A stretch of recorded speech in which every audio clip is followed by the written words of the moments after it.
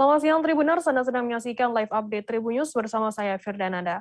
Siang ini kan kami sajikan informasi terkini dan menarik untuk Anda yang dilaporkan secara langsung oleh reporter kami di lapangan. Dan inilah live update selengkapnya. Kita ke berita pertama, Saudara. Tim SAR gabungan akhirnya berhasil menemukan Angga, korban yang hilang terseret ombak saat hendak menolong salah seorang pengunjung yang tenggelam di Pantai Walet, Desa Tanjung Limau, Kecamatan Muara Badak, Kabupaten Kutai Kartanegara. Insiden tersebut terjadi pada Sabtu 26 Februari, sekira pukul 17.30 waktu Indonesia Tengah. Namun petugas baru mendapat laporan pada malam harinya sekira pukul 10 malam. Jasad Angga, 18 tahun, ditemukan dalam kondisi sudah meninggal dunia dan jaraknya tidak jauh dari lokasi kejadian awal tenggelam. Informasi lebih lengkapnya akan disampaikan oleh rekan jurnalis kami dari Tribun Kaltim, ada Aris Joni akan melaporkannya. Silakan laporan Anda, Aris. Terima kasih, Firda. Diketahui pada hari Sabtu kemarin siang terjadi sebuah insiden sekitar 3 orang warga mengalami peristiwa terseret ombak pada saat berenang di bibir pantai Walet di Muara Badak. Di mana pada saat itu ketiga pemuda tersebut sedang asik berenang di pinggir pantai, namun seketika ombak besar menyapu dan menerjang ketiga orang tersebut. Pada saat insiden itu, 2 dari 3 orang itu selamat, berhasil melepaskan diri dan naik ke pantai, sementara satu kawannya yakni Fahri hilang dan terseret arus. Panik, kedua temannya minta tolong kepada warga, sehingga pada saat itu warga dan kawan-kawannya itu kembali melakukan pencarian. Tak lama kemudian Fahri akhirnya berhasil ditemukan pada hari Sabtu sore tersebut. Namun dalam kondisi lemas, kemudian langsung dibawa ke puskesmas setempat. Pada saat dibawa ke puskesmas dengan kondisi lemas, sayang Fahri tidak dapat tertolong lagi atau dinyatakan meninggal dunia.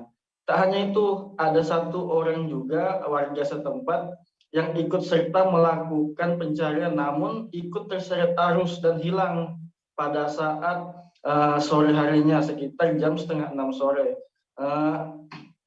Tak hanya terseret arus, korban yang bernama Angga berusia 18 tahun ini juga hilang akibat terbawa ombak tersebut, sehingga warga memanggil petugas Basarnas dan bersama-sama mencari korban.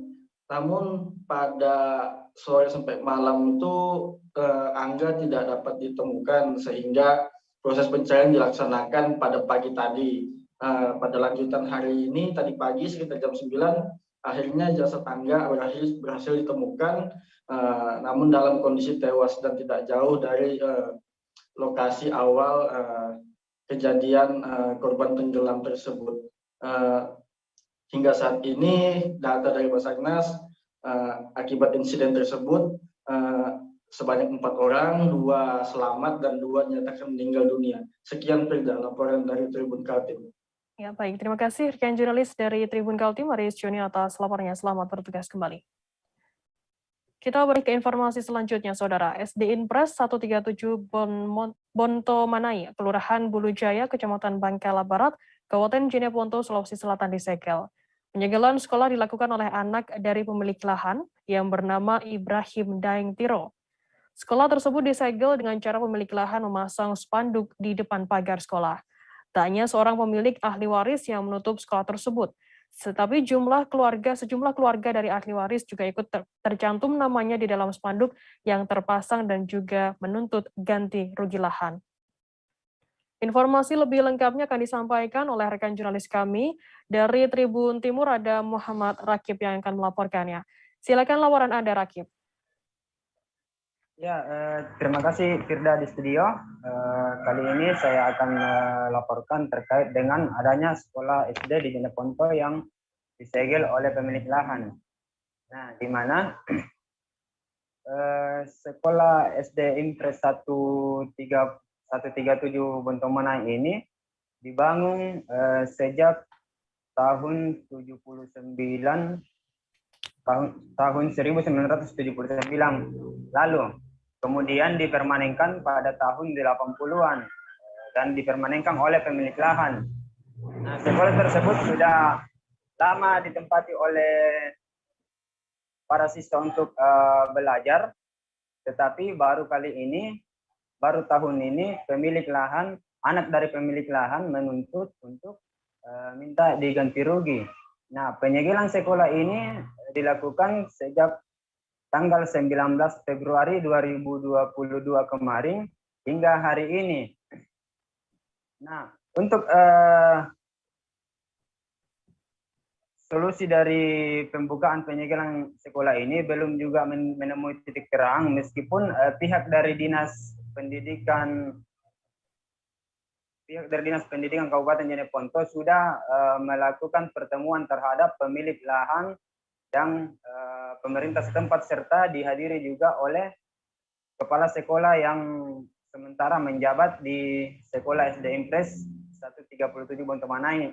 Tetapi pada saat dilakukan mediasi, ahli waris dari pemilik lahan ini meminta ganti rugi kepada pemerintah daerah untuk digantikan lahannya.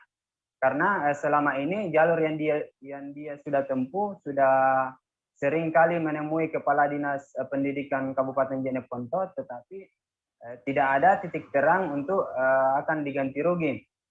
Begitupun dengan pemerintah kabupaten, pemilik lahan juga mengaku sudah menemui langsung sekretaris Kabupaten Jeneponto yang menjabat pada saat itu adalah Syafruddin Nurdin, dan sekarang Syafruddin Nurdin sudah tidak lagi menjabat sebagai Sekda. Nah, untuk dampak dari penyegelan sekolah tersebut berdampak kepada anak didik, yaitu siswa sekolah SD Impres 137 Bontomanai. Saat ini siswa tersebut sedang sementara belajar di rumah-rumah warga yang ada di sekitar sekolah, dan ada sekitar lima rumah warga yang ditempati belajar. Nah, saat dikonfirmasi juga ke pemilik lahan, bahwa pemilik lahan ini mengaku terpaksa menyegel sekolah tersebut lantaran dia tidak akan mendapatkan ganti rugi dari pemerintah Kabupaten Jeneponto. Bahkan pemilik lahan mengancam tidak akan membuka sekolah tersebut sampai dia diberikan ganti rugi oleh pemerintah. Nah, untuk saat dikonfirmasi ke pihak legislator yang ada di Kabupaten Jeneponto, legislator tersebut memberikan solusi bahwa pemerintah kabupaten, dalam hal ini Bupati Jeneponto, untuk diminta turun langsung memberikan solusi atau mengatasi masalah yang seperti ini, karena ini bakalan berdampak kepada generasi pemuda yang ada khususnya di Kabupaten Jeneponto. Seperti itu, Firda. Baik, terima kasih rekan jurnalis dari Tribun Timur, Muhammad Rakib, atas laporannya. Selamat bertugas kembali. Dan tadi Tribuners, Muhammad Rakib juga sudah menyimpulkan keterangan dari Rahniati, pemilik lahan yang menyegel sekolah tersebut. Berikut liputannya untuk Anda. Karena sekolah itu belum dihibahkan. Sekolah itu belum dihibahkan dari pihak kami ke bapak saya dan kami selaku ahli warisnya. Bu, sudah menempuh pihak kekeluargaan ke pihak Pemda atau bagaimana, Bu? Sudah. Saya sudah pernah menemui Pak Kadis Pendidikan meminta solusi. Terus saya pernah ketemu langsung dengan Pak Sekda, dan sekalian saya membawa surat penyampaian bahwa sekolah itu belum dihibahkan oleh pihak keluarga kami, terutama ke bapak dan kami ahli warisnya. Itu sejak kapan itu Bu sekolah ini dibangun Bu? Sekolah itu pertama dibangun dengan berdinding gamaca itu 79. Tapi setelah masuk 80 dipermanenkan oleh bapak saya pada saat itu, dia selaku kepala desa di Bulut Jaya, Baranak Berwangi Papaluang. Jadi harapannya Bu sama Pemda Bu, gimana Bu? Harapannya kami, kalau memang Pemda memperhitungkan kami untuk mendapatkan ganti rugi, ya mohonlah diganti rugikan. Nah kalau memang belum ada, ya biarlah dulu tertutup itu sekolah, karena tidak pernah juga ada semacam apalah buat kami si pemilik tanah. Keracunan massal terjadi di Pulau Alala, Kabupaten Barito Kuala atau Batola, Kalimantan Selatan pada Sabtu 26 Februari. Total ada 33 pasien yang terdiri dari anak-anak dan orang dewasa berasal dari Alala, Kabupaten Barito Kuala. Hingga pada hari Minggu 27 Februari hari ini, sekira pukul 00.45 waktu Indonesia Tengah, IGD RSUD Ansari Saleh dinyatakan penuh sehingga korban keracunan lainnya disarankan untuk menuju ke rumah sakit lainnya. Informasi lebih lengkapnya akan disampaikan oleh rekan jurnalis kami dari Banjarmasin Pos, ada Muhammad Rahmadi yang akan melaporkannya. Silakan laporan Anda. Baik, Perda dapat saya laporkan kejadian keracunan massal itu terjadi di Pulau Alalak, tepatnya di Kecamatan Alalak, Kabupaten Barito Kuala, pada Sabtu malam, di mana para warga sedang hadiri sebuah acara keagamaan. Di acara itu mereka menyantap hidangan.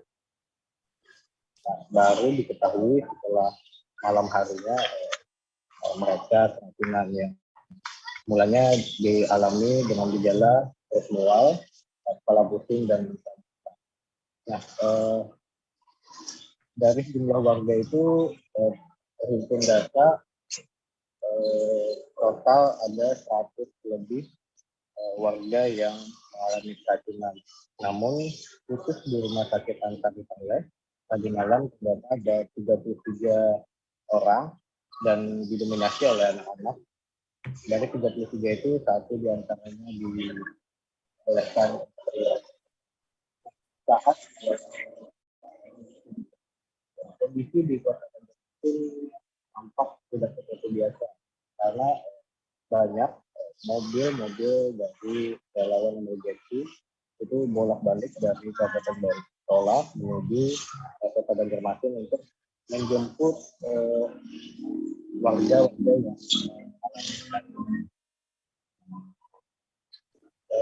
lebih spesifiknya juga data yang kami dapat dari keracunan itu, warga menduga mereka keracunan karena makan hidangan yang berkuah seperti nasi sop dan soto. Karena di acara keagamaan tersebut ada 3 macam hidangan, yaitu nasi sop tadi, soto dan gado-gado. Dugaan mereka keracunan karena memakan nasi sop dan soto ini diperkuat karena beberapa orang yang kebetulan makan hidangan berupa gado-gado tidak mengalami gejala keracunan seperti yang dialami banyak. Informasi dihimpun juga terakhir tadi sejumlah korban sudah mulai berangsur membaik dan mereka bisa dibawa pulang. Sementara itu informasi dari pihak polisian, mereka akan mendalami kasus kejadian luar biasa ini dengan memeriksa warga yang acara ataupun menjalankan acara, terutama orang yang memasak apakah dalam bentuk pengajaan atau seperti apa. Seperti itu. Baik, terima kasih rekan jurnalis dari Banjarmasin Pos, Rahmadi atas laporannya. Dan tadi Tribuners, jurnalis kami juga sudah menghimpun keterangan dari Irfani, paman dari korban. Berikut liputannya untuk Anda. Pegang anak anjing kenapa? Ada juga ya? Oh itu Pak. Oh. Biar Bang sawat makan tadi lah juga. Aku ini kan bukan makan di sana. Aku diam di tempat dia. Oh. Jadi dapat telepon langsung ke sini. Ini siapa Pak anak pian? Anak manakan. Apa keluhannya Pak? Anunya itu? Muntah. Muntahnya banyak gitu Pak. Makanannya apa tadi Ding? Ini makan? Macam-macam. Nasi sop lah. Acaranya itu malam tadi kah besok? Oh pagi. Siang tadi kan. Oh siang. Ngakan pian siapa Bang? Ngakan pian. Siapa? Irfani. Ini anak kemana pian lah? Untuk sempat dibawa tadi lah. Makanya kita sudah kan lewat. Kenapa jadi pemadam banyak lewat? Diam di Pemda sini. Ini dua bading nih lah. Nah, ini Adil. Oh. Ini sama Oh, anak-anakannya.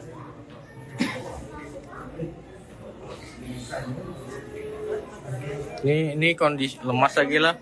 Anak-anaknya lah. Kan sebagian sudah keluar ke racunnya. Apa alamatnya Bu? Ini Bu Pulau Selangi kan? Cuma kejadiannya di Pulau Alalang. RT berapa sih itu Bu? Ya, perbatasan itu perbatasan. Pulau Selangi dan Pulau Alalang perbatasan. Tapi punya barang mang lah. Jembatan Mangan itu perbatasan. Oke. Jadi tidak itu dia dari Pulau Selangi di Pulau Alalang. Kepala Dinas Lingkungan Hidup atau DLH Aceh Tamiang, Syuria Lutfi, dilaporkan terlibat keributan dengan stafnya Sayed Mahdi yang juga sempat menjabat sebagai Kadis LH Aceh Tamiang. Keributan ini dilaporkan terjadi di ruang Kepala Dinas LH pada Jumat 25 Februari, sekira pukul 11.45 waktu Indonesia Barat. Dalam keributan tersebut, Syuria sempat memukul meja kerjanya hingga mengakibatkan kacanya pecah. Untuk mengetahui bagaimana kronologi dan update kasus tersebut untuk saat ini, kami sudah tersambung dengan jurnalis dari Seram News Indonesia, ada Rahmat Wiguna di sana. Silakan laporan Anda, Rahmat. Baik, selamat siang rekan Firda. Mungkin sedikit saya luruskan, dalam kasus ini tidak terjadi adu mulut, namun lebih tepatnya insiden seorang kepala dinas lingkungan hidup Syuria Lutfi memarahi seorang stafnya bernama Sayed Mahdi. Insiden ini sendiri bermula dari kejadian 2 hari sebelumnya ketika seorang wartawan mergoki adanya permainan dam batu di dalam salah satu ruangan di kantor Dinas Lingkungan Hidup. Kemudian temuan ini sampai diteruskan ke Kepala Dinas Lingkungan Hidup Syuria Lutfi pada Jumat lalu, yang kemudian dia memanggil saudara Sayed Mahdi yang merupakan stafnya di dinas tersebut. Menurut informasi, Surya curiga terhadap Sayed Mahdi sebagai yang memberikan informasi adanya permainan dam batu di kantor tersebut.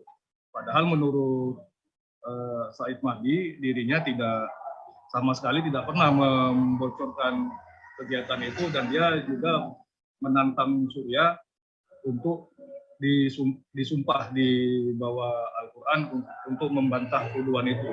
Mungkin atas bantahan ini Surya marah sehingga dia melampiaskan emosinya dengan memukul meja kantor di ruangannya sehingga kaca itu pecah. Surya sendiri belakangan ketika dikonfirmasi mengatakan permainan dam batu di kantor itu tanpa sepengetahuannya. Dia sendiri saat itu berada di luar sedang mendampingi kegiatan Wakil Bupati Aceh Tamiang, Tengku Insafudin, yang sedang melakukan peninjauan di drainase yang berada di Kota Kuala Simpang. Sejauh ini kedua belah pihak belum berhasil dikonfirmasi ulang apakah kasus ini sudah didamaikan atau ada pihak-pihak lain yang mencoba memediasi. Mungkin demikian rekan sudah. Ya, baik. Terima kasih rekan jurnalis dari Serambi News Indonesia, Rahmat Wigunata. Selamat bertugas kembali. Kita beralih ke informasi selanjutnya, Saudara. Polisi berhasil mengungkap pelaku pembunuhan terhadap Intan Sarinah di Bungo, Provinsi Jambi. Intan Sarinah adalah seorang perempuan yang berstatus janda warga Darmasraya, Sumatera Barat yang ditemukan tewas di Jujuhan, Bungo. Perempuan berusia 40 tahun tersebut ditemukan dalam kondisi dibungkus karung. Hasil autopsi yang dilakukan ditemukan bekas luka akibat senjata tajam di tubuh korban. Setelah berhari-hari melakukan penyelidikan, polisi pun akhirnya berhasil mengungkap dan meringkus pelakunya. Ternyata Intan Sarinah dibunuh oleh kakak kandungnya sendiri yang bernama Ridwan Syah, 58 tahun, warga Jorong 4, Cahaya Murni, Kecamatan Sungai Rumbai, Darmasraya, Sumatera Barat. Untuk mengetahui informasi lebih lengkapnya, saat ini kami sudah tersambung dengan jurnalis dari Tribun Jambi, ada Sopianto yang akan melaporkannya. Silakan Sopian, laporan Anda. Oke, terima kasih rekan Firda. Dapat saya sampaikan pelaku pembunuhan Intan Sari di Kabupaten Bungo sudah berhasil terungkap. Nah, dapat saya sampaikan juga, polisi berhasil mengungkap pelaku pembunuhan Intan Sarinah di Bungo, Provinsi Jambi. Intan Sarinah adalah seorang perempuan yang berstatus janda, warga Darmasraya, Provinsi Sumatera Barat, yang ditemukan tewas di Jujuhan, Kabupaten Bungo. Perempuan berusia 40 tahun tersebut ditemukan dalam kondisi mengenaskan yang dibungkus di dalam karung. Hasil otopsi yang dilakukan ditemukan bekas luka akibat senjata tajam di tubuh korban.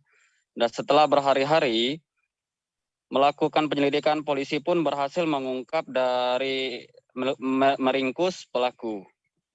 Ternyata Intan Sarinah dibunuh oleh kakak kandungnya yang bernama Ridwan Syah, usia 58 tahun, warga Jorong 4, Cahaya Murni, Kecamatan Sungai Rumbai, Darmasraya, Sumatera Barat. Kapolres Bungo AKBP Guntur Saputro saat press release menyampaikan motif pembunuhan itu adalah pelaku marah pada adiknya tersebut. Dia mengatakan korban dianggap telah menjadi aib bagi keluarga. Penangkapan dilakukan setelah Polres Bungo mendapatkan laporan. Penyelidik meminta keterangan terhadap saksi-saksi yang ada kaitannya dengan korban. Unit identitas mendatangi TKP, melakukan olah TKP, dan tim forensik melakukan otopsi. Berdasarkan keterangan saksi, barang bukti, dan hasil otopsi diduga pelaku adalah kakak kandung dari korban. Selanjutnya, berkoordinasi dengan tim Opsnal melakukan penangkapan terhadap pelaku. Hingga akhirnya diketahui keberadaan pelaku sedang dijangkat Kabupaten Merangin, Provinsi Jambi. Mereka berhasil menangkap pelaku di sebuah pondok kebun milik warga. Setelah berhasil menangkap pelaku, lalu dibawa ke Polres Bungo untuk dilakukan pengusutan perkara lebih lanjut. Nah, dapat saya sampaikan juga, atas perbuatannya pelaku dijerat pasal 340 junto pasal 338 KUHP dengan ancaman penjara seumur hidup. Begitu rekan Firda. Baik, terima kasih rekan jurnalis dari Tribun Jambi, Sopianto, atas laporannya. Dan tadi Tribuners, Sopian juga sudah menghimpun keterangan dari AKBP Guntur Saputro, Kapolres Jambi. Berikut liputannya untuk Anda. Kita mendapatkan informasi terkait dengan orang yang kita cari tersebut berada pada salah satu kabupaten di Jangkat, Merangin, di sebuah lokasi perkebunan. Kemudian kita lakukan kegiatan pengamatan dan dilakukan penangkapan pada Jumat pagi, kurang lebih jam 10 pagi. Tim berhasil melakukan penangkapan terhadap tersangka dan diduga kuat sebagai pelaku tindak pidana pembunuhan berencana tersebut di sebuah lokasi areal perkebunan, tukang jaga kebun supaya tidak teridentifikasi. Setelah kita lakukan penangkapan, kita lakukan pemeriksaan secara wawancara dan yang bersangkutan mengakui perbuatannya. Dibunuh pada hari Senin malam atau tepatnya pada tanggal 14 Februari malam. Itu tempus waktunya sama dengan hasil otopsi bahwa diduga mayat meninggal kurang lebih 7 hari. Lama, tetapi pada jenazah yang kita temukan di posisi alat kelamin pembusukannya lebih cepat, ternyata dirusak oleh pelaku menggunakan senjata tajam. Nah, kenapa pelaku melakukan pembunuhan tersebut, pembunuhan berencana, dan yang paling sadis adalah karena pelaku ini adalah kakak kandung korban. Mereka hidup bersama di sebuah rumah pondok di areal perkebunan. Tribuners, selesai jeda kami akan kembali dengan informasi menarik lainnya, tetaplah di Live Update. Oke, apa kabar Bang Ariski di sini untuk strateginya? Kalau saya sendiri di Jumip 37 ini yang semalam baru mulai, saya udah hitam. Sebenarnya aku nggak ngerasain penangkapan atau penggerebegan atau apapun itu, karena gitu posisinya aku kriteria. Jadi kita mengenal disebut dengan stroke yang tidak berdarah dengan stroke yang berdarah. Stroke yang tidak berdarah itu biasanya ditandai dengan adanya penyumbatan. Kalau itu terjadi di sini mungkin pikirnya tidak ke situ kali ya, tapi kalau di Korea atau di Kamboja itu ada beberapa paper yang saya itu mas, ya, dulunya tukang koran. Oh gitu ya. Tukang koran. Ya, saya baca itu Pak. Tuh kan pernah baca kan? Ya. Jadi kalau saya jadi tanggam itu udah bersyukur banget. Si anak ini dijadikan sebagai tersangka begitu.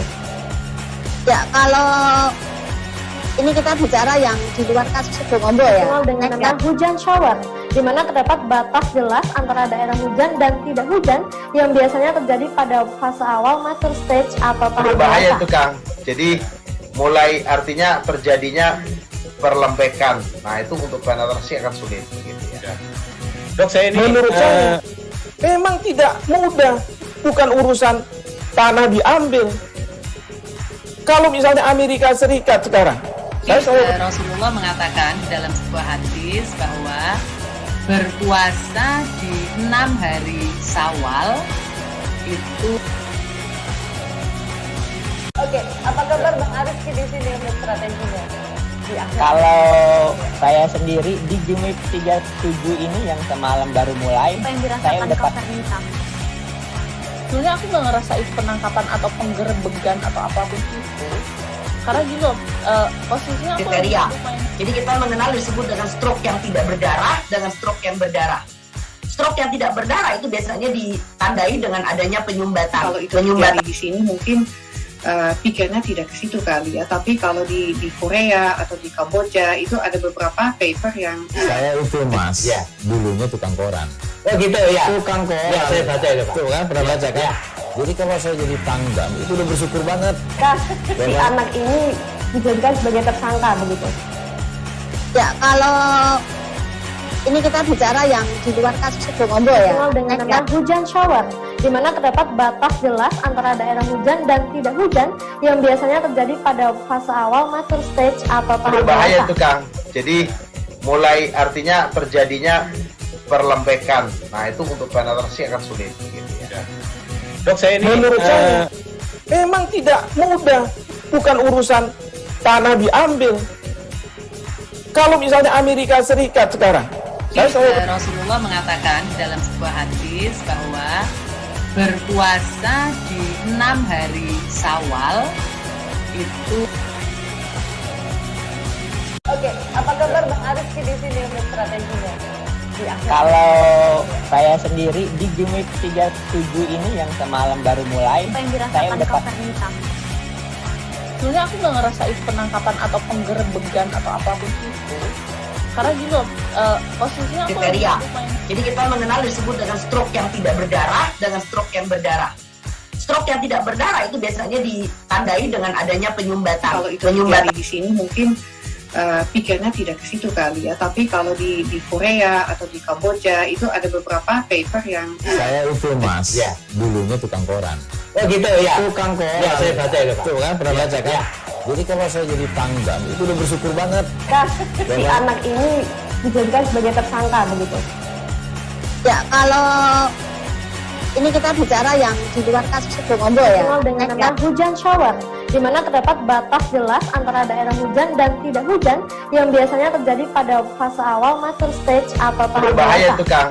Jadi mulai artinya terjadinya perlembekan. Nah itu untuk penetrasi akan sulit. Gitu ya. Dok, saya ini Menurut saya memang tidak mudah, bukan urusan tanah diambil. Kalau misalnya Amerika Serikat sekarang, Rasulullah mengatakan dalam sebuah hadis bahwa Terima kasih Anda masih bersama kami di live update. Kita beralih ke informasi selanjutnya, Saudara. Dua akun media sosial Facebook milik warga Tanjung Balai yang menghina Menteri Agama sekaligus Ketua Umum GP Ansor Yakut Khalil Qaumas diadukan ke Polres Tanjung Balai terkait dengan konten ujaran kebencian. Kedua akun tersebut bernama Muhammad Yusri dan Tarmisi Siregar. Dalam postingan keduanya memperlihatkan wajah Menteri Agama RI Yakut Khalil Qaumas yang diduga dilecehkan. Daniel Panjaitan, pengurus GP Ansor, saat dikonfirmasi membenarkan adanya laporan yang dilakukan oleh Ketua GP Ansor Cabang Tanjung Balai terhadap dua buah akun media sosial tersebut.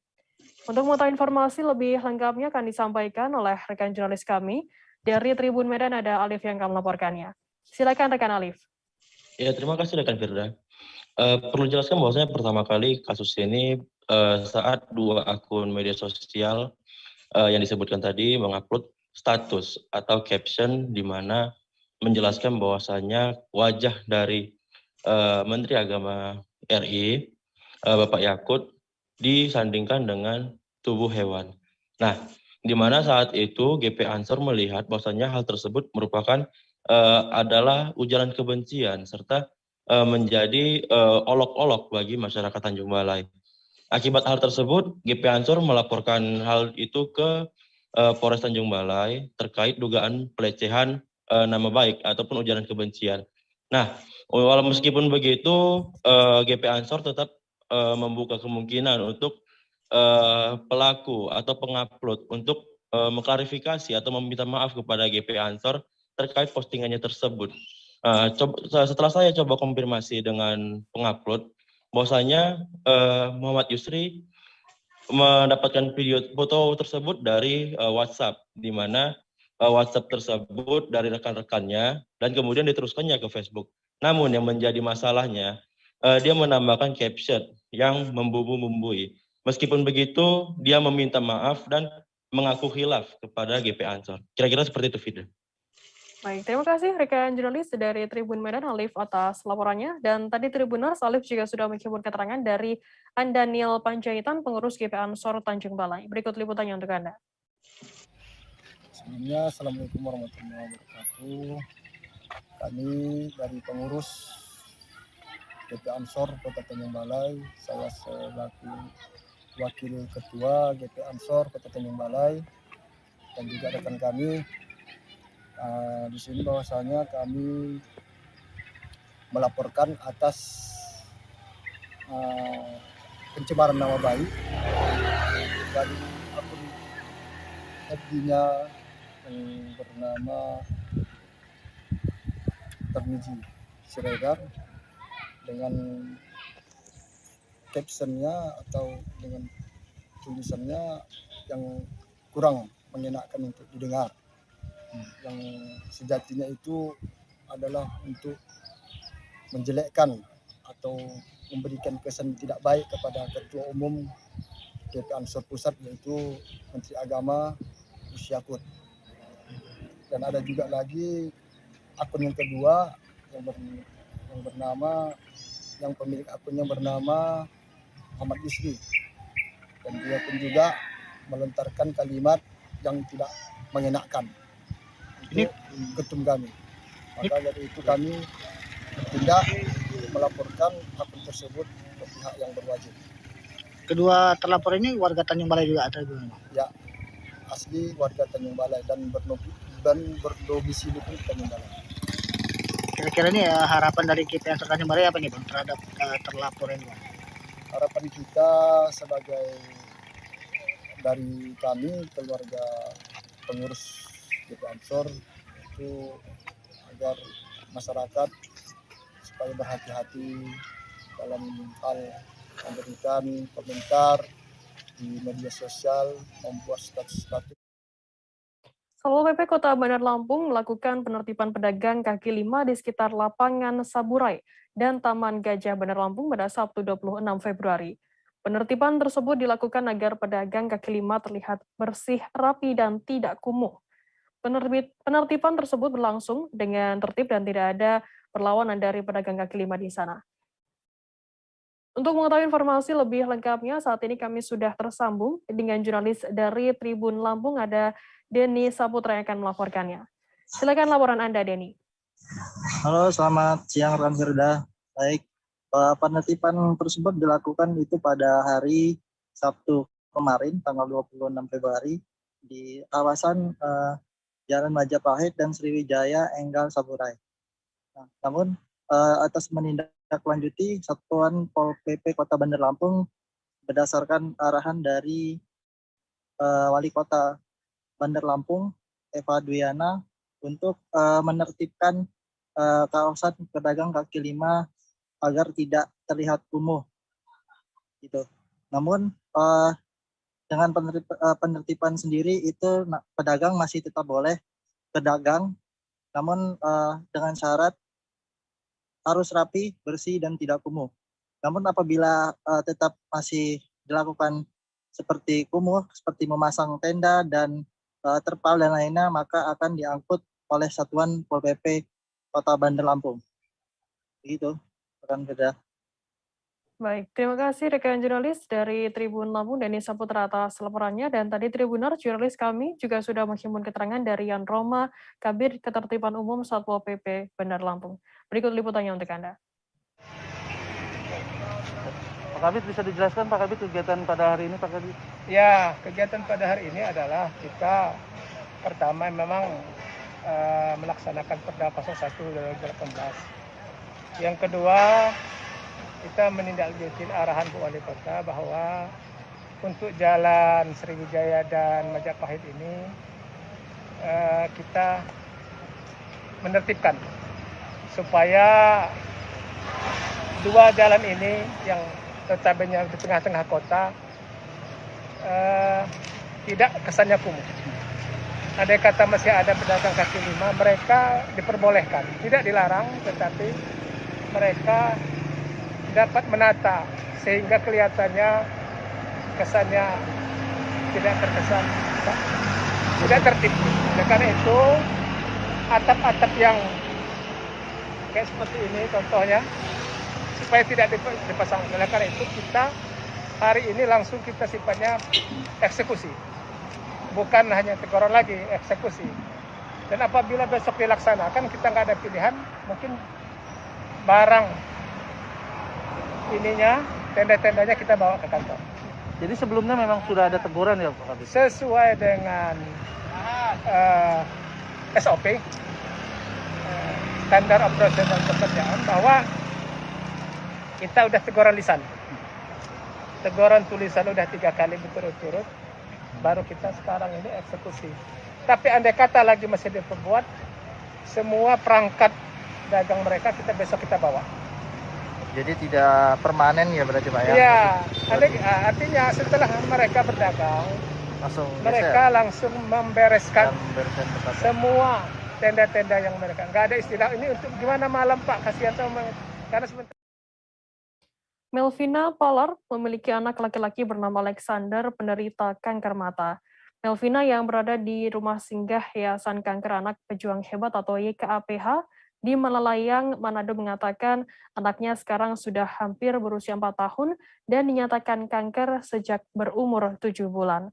Menurutnya ia mengetahui YKAPH Sulut ini dari teman-temannya saat melakukan perawatan bersama di rumah sakit dan saling memberikan info.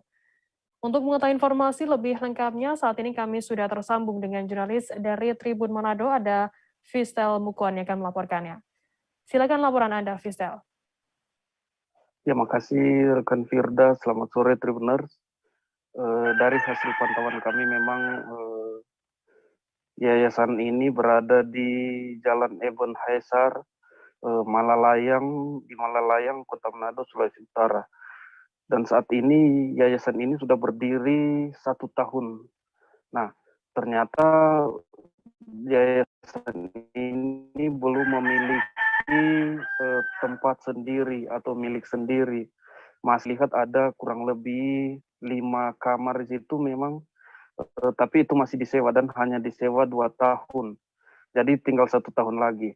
Nah, dari hasil pantauan kami memang di situ ada anak-anak penderita kanker dan orang tua mereka. Karena sebagaimana yang disampaikan oleh Ketua Yayasan Ibu Heni, memang bagi penderita kanker, anak-anak penderita kanker ini harus didampingi oleh orang tua mereka, bukan seperti di panti asuhan hanya di anak-anak hanya dibawa begitu saja, tapi ini harus didampingi langsung oleh satu perwakilan orang tua. Nah, ada yang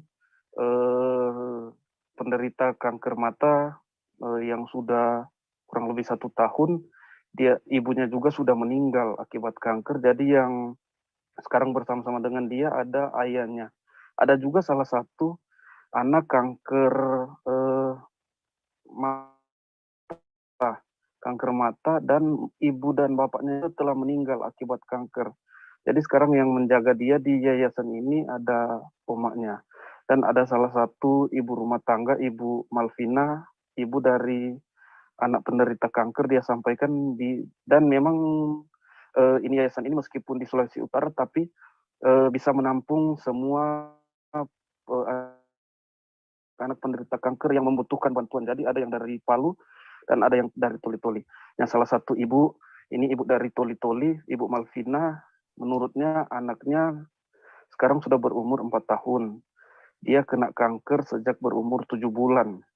Dan dia merawat di Kota Manado khususnya sudah 2 tahun. Jadi selama ini yayasan ada, dia sudah berada di yayasan ini. Menurutnya, dia mendapat informasi adanya yayasan ini dari teman-teman di mana anak-anak mereka juga pejuang-pejuang kanker, sehingga mereka saling memberikan informasi dan dia gabung di sini.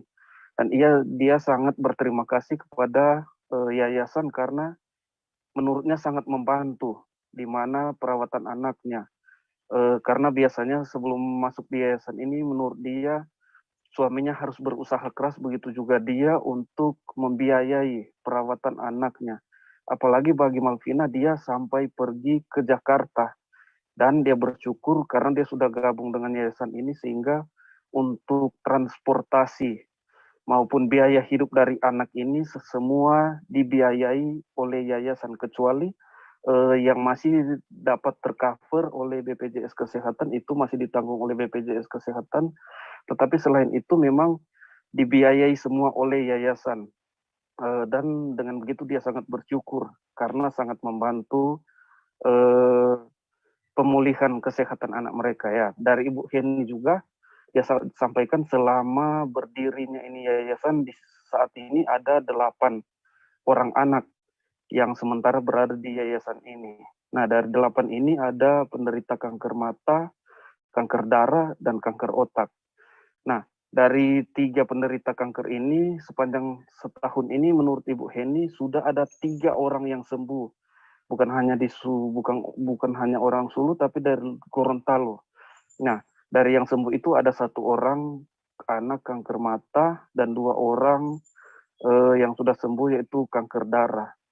Nah, selama setahun berdirinya ini yayasan ini Ibu Heni menyampaikan dari pemerintah yang mengunjungi lokasi ini baru istri dari Wakil Gubernur Sulawesi Utara, Ibu Dr. Devi Thanos, dan selain mengunjungi dia juga memberikan bantuan berupa tempat tidur dan meja belajar anak-anak ini. Nah, ternyata juga di yayasan ini menyediakan guru PAUD sehingga anak-anak ini diberikan pendidikan berada di yayasan ini, sehingga di mana tempat asal sekolah dari anak ini untuk hasil belajar anak penderita kanker ini nanti dikirimkan hasilnya oleh guru yang mengajar di yayasan ini. Nah, dan Ibu Heni berharap kiranya pemerintah baik kota maupun provinsi, khususnya Bapak Gubernur Sulawesi Utara, Bapak Oli Dondo, kami bersama istri boleh mengunjungi langsung tempat ini dan kiranya bisa memberikan bantuan karena tidak lama lagi kurang lebih 1 tahun rumah yang mereka kontrak ini akan berakhir. Jadi mereka akan mencari lagi tempat di mana mereka harus mengontrak untuk mereka tinggal. Demikian rekan Firda. Baik, terima kasih rekan jurnalis dari Tribun Manado, Faisal Mukwan atas laporannya. Dan tadi Tribuners Faisal juga sudah menghimpun keterangan dari Melvina Palar, orang tua anak menderita kanker, dan juga Heni Sucipto Cipta Maya, Ketua YKAPH. Berikut liputannya untuk Anda. Adik ini sekarang seumur berapa? Dia sudah hampir 4 tahun. Sejak kapan dinyatakan menderita kanker? Dinyatakan kanker itu dia umur 7 bulan. Oh, 7 bulan ya. Lalu sejak kapan di sini? Ada di yayasan? Kami di sini mungkin hampir 2 tahun. Oh, sudah hampir 2 tahun. Karena awalnya kami berobat sendiri. Oh iya. Pergi sendiri ke rumah sakit. Dari mana? Dari Palu. Kami berasal dari Palu, Sulawesi Tengah. Oh, dari Palu. Iya. Tahu dari mana di sini ada yayasan? Dari teman-teman sih. Dapat info dari teman-teman lalu datang sini. Kalau kita sudah berobat di rumah sakit Kando kan sudah banyak teman-teman, jadi baku-baku bilang. Oh iya, saling memberitahukan di mana ada. Iya, di mana ada kira-kira ya, bisa. Dari ibu sendiri dengan adanya yayasan ini gimana tanggapannya atau perasaannya, dengan apa membantu? Tentu atau kami gimana? sangat terbantu ya, senang sekali juga karena ada berdiri yayasan seperti ini, karena semuanya kami nggak mikir lagi mau transport, mau kebutuhan anak, karena semua ditanggung sini. Iya, semua ditanggung. Apalagi anak ini kan dia operasi sampai ke Jakarta. Oh iya. Karena waktu itu pernah operasi Jakarta. Iya. Dibiayai yayasan. Dibiayai yayasan, pulang pergi, dan di sana juga kadang kan kalau dioperasi kan itu ada obat-obat yang tidak ditanggung oleh BPJS, jadi semua ditanggung oleh yayasan. Oke. Jadi tentu kami sebagai orang tua sangat terbantu. Kalau bapaknya di mana? Ya? Bapaknya ada. Oh, jadi datang sini atau ya, tetap bapaknya, kerja? Jadi karena anak ini berobat sini, bapaknya ikut kerja di sini. Oh, jadi suka kerja cari Iya. kerja di sini karena anak ini anak keberapa? Anak kedua. Oh, anak kedua. Oke. Mungkin harapan dari ibu ke depan atau gimana? Tanggapan untuk harapan. Oh, harapannya ya. Berapa jumlah anak yang ada sekarang ini? Sekarang ini ada 8. 8-nya itu mereka dari mana saja? Ada yang dari Toli-Toli, dari Talaut, dari Bitung, dari Makassar, dari Bitung, dan dari Sapa. Ya. Latar belakang keluarga ini kira-kira ada bagaimana saja? Mereka orang-orang yang tidak mampu. Jadi pendatang ini ada yang dari yang seperti Toli-Toli, mereka tahu ada rumah singgah yayasan kanker anak pejuang hebat yang sangat membantu mereka ini. Makanya mereka hubungi kami pengurus untuk bisa membantu anak-anak yang akan berobat ini. Tadi terdengar ada yang bilang orang tua mereka juga ada yang kanker orang tua mereka, atau gimana? Ada yang sudah ada mama, ada yang tidak ada mama papa ya? Betul. Ini dari Toli-Toli sudah tidak ada mamanya meninggal 3 tahun lalu. Dan ada yang dari Talaut itu papa mama meninggal karena kanker. Jadi tinggal oma yang mengurus dan mengantar anak ini. Jadi dari anak-anak yang ada di sini harus ada orang tua ya, atau pengurusnya masing-masing, atau cuma boleh kalau rupa tadi tidak ada orang tua boleh dibawa langsung ada yang urus atau gimana? Itu harus ada pendamping. Harus ada pendamping. Satu pendamping. Karena mengantar mereka ke rumah sakit, dan kalau mereka nginap, mereka harus menjaga pendamping itu. Lalu dari pemerintah siapa saja yang pernah datang sini? Kalau dari pemerintah baru Ibu Wakil Gubernur, Ibu Dr. Devi Thanos yang berkunjung melihat langsung keadaan anak-anak, dan beliau menyumbangkan tempat tidur 4 buah dan meja belajar untuk anak-anak belajar. Yayasan ini sudah berapa lama? 1 tahun lebih sedikit. Abdul Rohim sudah 12 tahun mendirikan komunitas Sapu Bersih Ranjau atau Saber Jakarta di wilayah Gatot Subroto, Jakarta Selatan. Menurutnya kawasan tersebut setiap harinya ditemukan paku berkarat dan juga patahan payung kecil yang bertebaran. Rohim menceritakan awalnya ia menjadi tim Sapu Bersih Ranjau di jalanan pada tahun 2010 silam. Selama 5 tahun menjadi tim Sapu Bersih Ranjau, Rohim bisa mengumpulkan sekitar 4 ton paku dan patahan payung. Informasi lebih lengkapnya akan disampaikan oleh rekan jurnalis kami dari wartakotalive.com, ada Miftahul Munir yang akan melaporkannya. Silakan laporan Anda, Munir. Baik, Abdurrahim ini adalah salah satu komunitas dari tim sapu bersih Ranjau yang berada di wilayah Jakarta Barat. Dia membentuk tim tersebut pada tahun 2011 lalu, di mana ada simpati dari masyarakat sehingga untuk memudahkan berkomunikasi maka dibentuklah tim komunitas sapu bersih tersebut. Kemudian Rahim bersama timnya menyebar ke semua wilayah DKI Jakarta. Sementara Rahim ini berada di wilayah Jalan Gatot Subroto, sepanjang Jalan Gatot Subroto hingga Cawang. Kemudian selama ini dia menemukan setiap harinya itu ada saja paku yang berhasil disapu bersih oleh timnya. Rahim sendiri awalnya itu menjadi tim sapu bersih Ranjau ini ketika ia sedang bersepeda goes di kawasan Dan Mogot, melihat banyak paku yang bertebaran di pinggir di jalanan. Kemudian Rahim mengambil dengan tangan. Karena setiap hari melihat banyaknya paku, akhirnya Rahim berinisiatif untuk mencari magnet atau besi berani sehingga magnet itu ditempelkan di sepedanya. Namun karena magnetnya terlalu kecil, akhirnya ada salah satu kondektur bus yang melihat kerjaan dari Abdurrahim ini setiap harinya mengambil paku, sehingga diberilah magnet yang agak cukup besar, kemudian dimanfaatkan oleh Abdurrahim sebaik mungkin. Kemudian Abdurrahim terus melakukan tim sapu bersih sampai sekarang. Abdurrahim juga pernah mendapatkan penghargaan ketika pada tahun 2011, di mana ia bersama timnya berhasil menangkap penebar paku di kawasan Gatot Subroto. Di sanalah Abdurrahim bisa mengungkap siapa tukang tambal ban nakal yang setiap hari menyuruh orang untuk menebarkan paku payung ataupun paku yang berada di jalanan itu.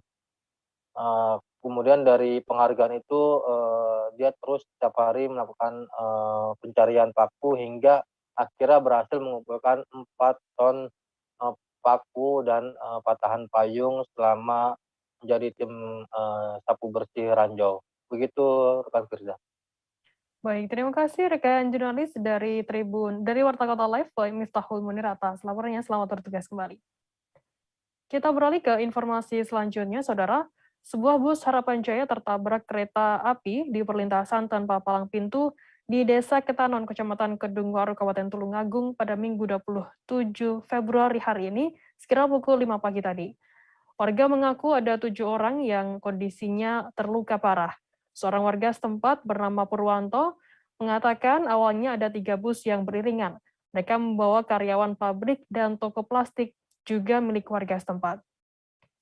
Informasi lebih lengkapnya akan disampaikan oleh rekan jurnalis kami dari surya.co.id, ada David Yohanes di sana. Silakan laporan Anda, David. Ya, jadi tadi pagi sebuah bus Harapan Jaya tertabrak kereta di perlintasan tanpa palang pintu di Desa Ketanon, Kecamatan Kedungwaru, Kabupaten Tulungagung, Jawa Timur. Jadi bis ini sebenarnya ada 3 beriringan, tapi bis pertama ini berhasil lolos dari perlintasan kereta, dan di saat bis kedua ini melintas, secara bersamaan muncul kereta api Rapidoho relasi Blitar Surabaya melaju dari arah selatan. Karena badan bus belum sampai lewat rel, jadi pada bagian belakang sebelah kanan itu berhasil tertabrak oleh kereta ini sampai kemudian badan bus ini berputar menghadap ke barat itu. Dan karena kejadian ini 4 orang meninggal dunia di lokasi kejadian, sementara 1 orang meninggal dunia di perawatan di RSUD Dr. Iskak Kabupaten Tulungagung. Sementara ada 14 orang yang masih menjalani perawatan. Dan sejauh ini badan bus ini susah dievakuasi. Sampai saat ini usaha untuk evakuasi masih dilakukan karena posisinya itu terjepit antara rel kereta api dengan permukiman warga, dengan rumah warga setempat. Sehingga ketika ditarik dengan derek itu posisinya miring gitu, sehingga itu menyulitkan upaya evakuasi. Dan karena kejadian ini sejumlah perjalanan kereta api terhambat, terutama Rapido yang membentur badan bus ini harus ditarik kembali ke stasiun Tulungagung untuk dilakukan perbaikan. Kemudian PT KAI juga mengirim lokomotif pengganti dari stasiun Blitar. Sementara kereta api Singasari juga mengalami keterlambatan sampai 2 jam tertahan di stasiun Ngujang gitu. Sampai saat ini arus kereta api sudah kembali normal setelah badan bus ini berhasil digeser menjauh dari rel. Demikian, Firda. Ya, berarti saat ini dilaporkan ada 5 orang yang meninggal dunia akibat adanya peristiwa tersebut. 4 orang meninggal di lokasi dan 1 orang meninggal saat perawatan di rumah sakit, dan 14 orang saat ini tengah menjalani perawatan di rumah sakit di sana. Baik, terima kasih rekan jurnalis dari surya.co.id David Yohanes atas laporannya. Selamat bertugas kembali. Tribuners, seusai jeda kami akan kembali dengan informasi menarik lainnya. Tetaplah di Live Update. Oke, apa kabar Bang Arifki di sini untuk strateginya? Kalau saya sendiri di Jumip 37 ini yang semalam baru mulai, saya udah sebenarnya aku nggak ngerasain penangkapan atau penggerebegan atau apapun itu, karena gitu posisinya aku kriteria. Jadi kita mengenal disebut dengan stroke yang tidak berdarah dengan stroke yang berdarah. Stroke yang tidak berdarah itu biasanya ditandai dengan adanya penyumbatan. Kalau itu terjadi di sini mungkin pikirnya tidak ke situ kali ya, tapi kalau di Korea atau di Kamboja itu ada beberapa paper yang saya itu mas, ya, dulunya tukang koran. Oh gitu ya? Tukang koran. Ya, saya baca itu Pak. Tuh kan, pernah baca kan? Ya. Jadi kalau saya jadi tanggam itu udah bersyukur banget. Si anak ini dijadikan sebagai tersangka begitu. Ya, kalau ini kita bicara yang di luar kasus Sebongombo ya. Dikenal dengan nama hujan shower, di mana terdapat batas jelas antara daerah hujan dan tidak hujan yang biasanya terjadi pada fase awal mature stage atau tahap berbahaya itu Kang. Jadi mulai artinya terjadinya perlembekan. Nah itu untuk penetrasi akan sulit gitu ya. Dok, saya ini menurut saya memang tidak mudah, bukan urusan tanah diambil. Kalau misalnya Amerika Serikat sekarang, Rasulullah mengatakan dalam sebuah hadis bahwa berpuasa di 6 hari Syawal itu. Oke, apa kabar Bang Arifki di sini untuk strateginya? Kalau saya sendiri di Jumip 37 ini yang semalam baru mulai, saya udah sebenarnya aku nggak ngerasain penangkapan atau penggerebegan atau apapun itu, karena gitu posisinya kriteria. Jadi kita mengenal disebut dengan stroke yang tidak berdarah dengan stroke yang berdarah. Stroke yang tidak berdarah itu biasanya ditandai dengan adanya penyumbatan. Kalau itu terjadi di sini mungkin pikirnya tidak ke situ kali ya, tapi kalau di Korea atau di Kamboja itu ada beberapa paper yang saya itu mas, ya, dulunya tukang koran. Oh gitu ya? Tukang koran. Ya, saya baca itu Pak. Tuh kan, pernah baca kan? Terima kasih Anda masih bersama kami di Live Update. Kita beralih ke informasi selanjutnya, Saudara. Gunakan metode jemput bola, kantor pos Nunukan salurkan bantuan sembako Rp600.000 ke 2.510 KPM. Kantor pos Nunukan menyalurkan program bantuan sembako untuk tahap pertama tahun 2022 atau yang selama ini disebut Bantuan Pangan Non-Tunai atau BPNT. Kepala Kantor Pos Nunukan Agus Setiaji menjelaskan program bantuan dari pemerintah tersebut tidak lagi disebut BNPT, lantaran bantuan yang diberikan secara tunai bukan non-tunai. Informasi lebih lengkapnya akan disampaikan oleh rekan jurnalis kami di Tribun Kaltara, ada Febrianus Felis yang akan melaporkannya. Silakan Felis, laporan Anda. Baik Firda dan Tribuners, hari ini merupakan hari ke-5 Kantor Pos Nunukan menyalurkan program bantuan sembako untuk tahap pertama tahun 2022 atau yang biasa selama ini disebut dengan bantuan pangan non-tunai. Kepala Kantor Pos Nunukan Agus Setiaji menjelaskan bahwa program bantuan ini diberikan kepada setiap keluarga penerima manfaat atau biasa disebut KPM sebesar Rp200.000. Tapi untuk tahap pertama ini dilakukan 3 bulan sekaligus, mulai Januari, Februari, Maret, dan Maret. Jadi per KPM langsung mengambil uang tunai sebesar Rp600.000. Untuk total penerima tahap pertama dan susulan itu ada sebanyak 2.510 KPM untuk 2 kecamatan, baik di Kecamatan Nunukan sendiri maupun di Nunukan Selatan. Setiap KPM yang ingin mengambil program bantuan sembako ini wajib membawa KTP, KK, dan surat undangan. Sementara itu bagi KPM yang sakit atau tergolong lansia boleh diwakili sepanjang masih di dalam satu kartu keluarga. Selain itu juga Agus beberkan tak sedikit warga yang datang ke kantor pos yang tidak membawa surat undangan.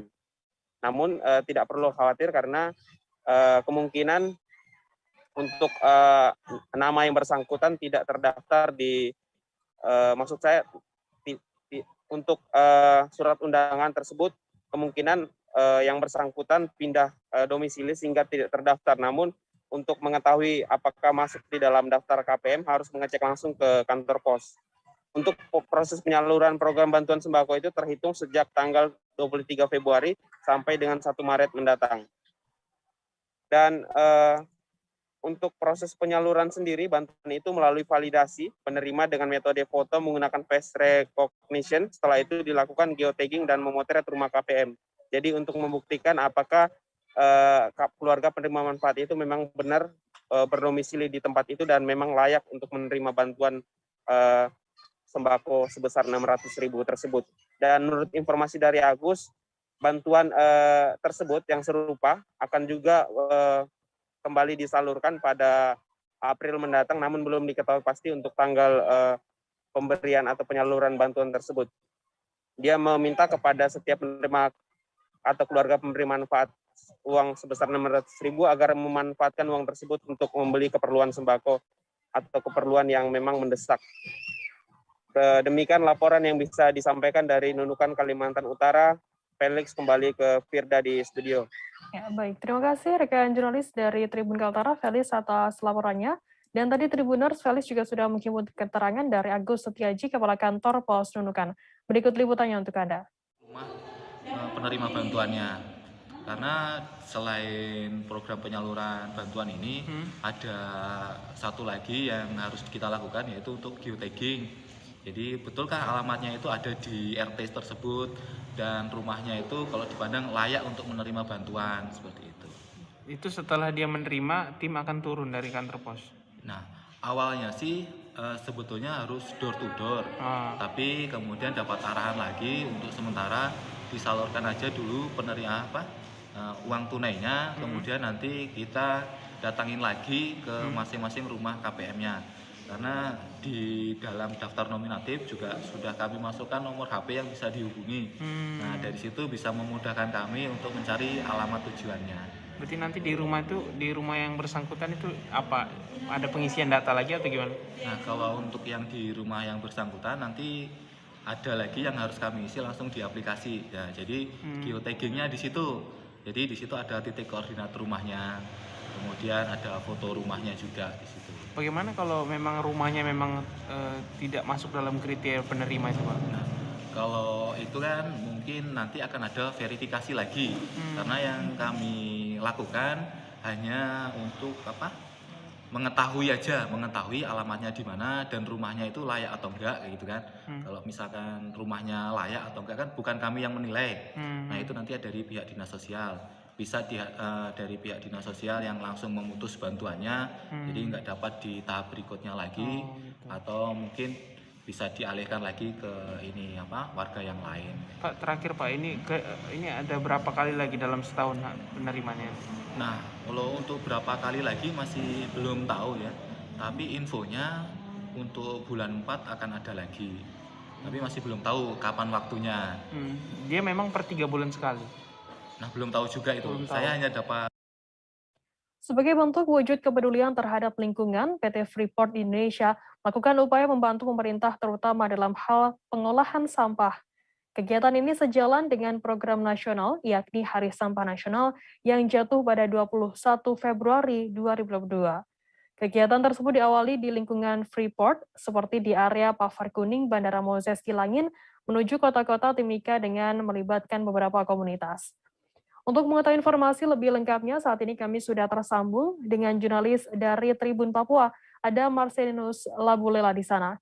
Silakan laporan Anda, Marcel. Baik, selamat sore rekan Firda dan Tribuners. Dapat saya laporkan bahwa terkait hari pembersihan sampah yang jatuh pada tanggal 21 Februari tahun 2022, di mana kegiatan ini dilaksanakan oleh PT Freeport Indonesia bekerja sama dengan Pemda Mimika dan beberapa unsur terkait lainnya. Tribuners dapat saya informasikan bahwa proses pembersihan sampah dilakukan di Kota Timika ini bertujuan untuk membuat Kota Timika lebih indah dan bersih, yaitu bebas dari sampah. Tribuners dapat juga saya laporkan bahwa terkait proses pembersihan sampah ini pihak PT Freeport bergandeng dengan pemerintah, di mana area lokasi pembersihan dimulai dari area Pagar Kuning, yaitu di mana area Pagar Kuning ini sendiri merupakan tempat rekreasi warga Kota Timika atau tempat tujuan warga Kota Timika seperti melakukan olahraga pada sore hari, bahkan hampir setiap hari ya. Jadi lokasi ini sangat ramai pengunjung, di mana kita tahu sendiri bahwa di Timika sendiri tidak banyak tempat wisata yang dikunjungi warga, sehingga tempat ini menjadi salah satu tempat berpotensi untuk berkumpulnya warga untuk melakukan aktivitas seperti berjualan, lari sore, dan lain sebagainya. Tribuners dapat saya informasikan juga bahwa untuk pembersihan sampah tidak hanya dilakukan di Pagar Kuning, namun dilakukan juga di beberapa ruas jalan yang ada di Kota Timika, seperti di Jalan Baru, Jalan Ahmad Yani, dan sekitarnya. Adapun unsur-unsur yang terlibat dalam pembersihan sampah kali ini, yaitu dari unsur pemerintah sendiri tentunya, pihak PT Freeport, dan juga pemuda-pemuda gereja dan organisasi Kamgas yang ada di Kota Timika, yaitu organisasi anti sampah di Kota Timika. Jadi kegiatan ini dengan harapan agar sampah-sampah yang ada di Kota Timika dapat diatasi dengan baik, bekerjasama dengan Dinas Lingkungan Hidup untuk mengurangi sampah yang selama ini kesadaran masyarakat masih sangat kurang terkait sampah-sampah ini. Dapat saya tambahkan juga bahwa untuk pengelola sampah dari pihak PT Freeport sendiri, di mana sampah ini akan dipilah. Jadi sampah botol akan diambil oleh pihak Freeport, dan sampah lainnya akan diserahkan ke Dinas Lingkungan Hidup. Untuk sampah plastik nantinya akan didaur ulang di Mil 38 area kerja PT Freeport untuk kebutuhan, atau didaur ulang untuk menjadi paving block untuk kebutuhan dalam pengoperasian kerja di PT Freeport Indonesia. Demikian Firda, laporan dari Timika, Papua. Ya, baik, terima kasih rekan jurnalis dari Tribun Papua, Marcel, atas laporannya. Dan tadi Tribuners, Marcel juga sudah menghimpun keterangan dari Robert Sarwam, General Superintendent Reclamation, Biodiversity and Education PT Freeport. Berikut liputannya untuk Anda. Kegiatan ini dilaksanakan sebagai wujud kepedulian PT Freeport Indonesia dalam membantu pemerintah, terutama dalam pengelolaan sampah. Nah, sejalan dengan program nasional yaitu Hari Sampah Nasional yang jatuh pada tanggal 21 Februari tahun 2022, mengawali seluruh rangkaian kegiatan di lingkungan kami PT Freeport Indonesia, kegiatan lingkungan. Itu kami melakukan bersih-bersih kota yang dilaksanakan hari ini dengan melibatkan komunitas-komunitas yang ada di seputaran Timika. Secara khusus untuk hari ini kurang lebih ada sekitar 300 orang yang terlibat dalam kegiatan ini, yang dibantu atau didukung oleh Pemda Mimika, kemudian ada Kamgas dengan komunitas anti sampah, kemudian pemuda-pemuda gereja yang terlibat itu dari GMKI, kemudian ada GKI Ebenezer, pemuda-pemuda dari GKI Mawar Saron, GKI Pniel di Jalan Baru, dan juga GPI di Berian. Ya, harapan dari kami semoga kegiatan ini tidak hanya dilakukan sekali seperti gini, tapi juga menggerakkan aksi-aksi peduli lingkungan secara khusus untuk memerangi sampah yang setiap hari kita melihat di Kota Timika kan sepanjang jalan penuh dengan sampah. Artinya kegiatan ini kita berharap kesadaran setiap orang. Kita tidak bisa menyalahkan siapapun dia yang membuang sampah, tapi itu kembali ke diri kita masing-masing. Kalau kita peduli dengan lingkungan, maka kita akan mengelola sampah dari diri kita ini dengan baik. Kurang lebih seperti itu. Kenapa yang dipilih ke pagar kuning?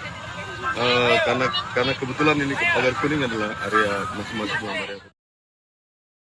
Dinas Koperasi UKM Perindustrian dan Perdagangan atau Diskoperindak Kabupaten Mesuji melakukan sidak minyak goreng di Pasar Gedung Ram pada Sabtu 26 Februari. Diskoperindak Mesuji mulai mendatangi warung di Pasar Gedung Ram yang dikabarkan melakukan penimbunan minyak goreng. Saat berada di lokasi, Diskoperindak menemukan minyak goreng merek tawon yang disimpan di belakang warung tersebut. Informasi lebih lengkapnya akan disampaikan oleh rekan jurnalis kami dari Tribun Lampung. Ada Muhammad Rangga Yusuf yang akan melaporkannya. Silakan laporan Anda, Rangga.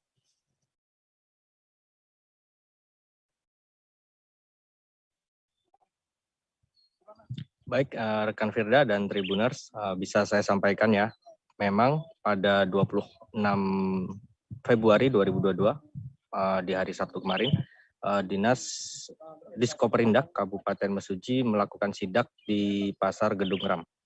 Dan didapati satu warung itu memang menyimpan 20 dus minyak goreng. Akan tetapi ini bukan dilakukan dalam rangka menimbun ya, karena barang ini baru didatangkan di hari Jumat. Jadi barang ini memang baru datang gitu, dan hari Sabtu ini mulai dilakukan penjualan. Jadi bukan dalam niatan untuk menimbun minyak makan yang ada di salah satu warung di Pasar Gedung Ram itu. Dari hasil sidak yang dilakukan oleh Diskoperindak sendiri, memang sudah menanyakan ke pihak pemilik warung kenapa barangnya masih disimpan dengan jumlah 20 dus itu. Dari pengakuan pemilik warung sampai saat ini memang mereka agak kesulitan ya menjual barang karena barang ini didapat dengan modal yang cukup lumayan, yaitu 13.500, sedangkan head dari pemerintah daerah itu sekitar 14.000. Jadi di sini dari pihak warung sendiri mempertimbangkan apakah harus menjual dengan harga head atau melewati harga head, begitu rekan Firda. Baik, terima kasih rekan jurnalis dari Tribun Lampung, Rangga Yusuf atas laporannya. Selamat bertugas kembali. Kita beralih ke informasi selanjutnya, Saudara. Keresahan warga di Kabupaten Lahat atas langkanya minyak goreng sedikit mereda. Pasalnya, Pemkab Lahat menyediakan 7.500 liter minyak goreng untuk masyarakat melalui operasi pasar pada Kamis 24 Februari. Sehari sebelumnya, Bupati Lahat, Ci Ujang, didampingi Kepala Dinas Perdagangan Fikrian Syah, melakukan inspeksi mendadak ke toko sembako dan gudang distribusi terkait kosongnya ketersediaan minyak goreng di pasaran hingga toko kelontong. Operasi pasar yang dilakukan Pemkab Lahat sendiri tidak sia-sia. Tidak disia-siakan warga maksud kami. Bahkan sejak pagi warga rela mengantre di halaman kantor Disperindak Pemkab Lahat untuk mendapatkan minyak goreng. Informasi lebih lengkapnya akan disampaikan oleh rekan jurnalis kami dari Sriwijaya Pos, ada Edi Lahat di sana. Silakan laporan Anda, Edi.